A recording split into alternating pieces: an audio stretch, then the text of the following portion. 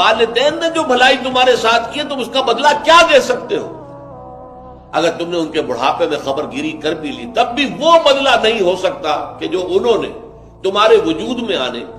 اور تمہارے لیے جو مشقتیں جھیلی ہیں، جو اثار کیا ہے، جو قربانیاں دی ہیں تمہیں پالنے پوسنے کی، اس کا بدلہ نہیں ہو سکتا۔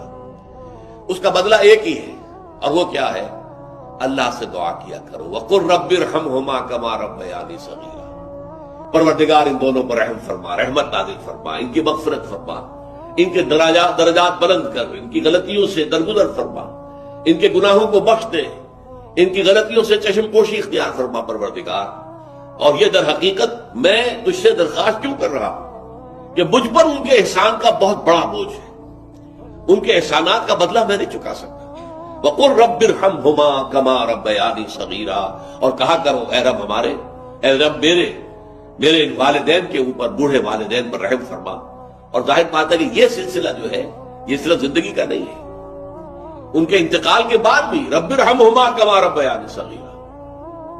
رب اغفر لی ولوالدی وارحمہما کما ربیانی صغیرا، یہ آپ کی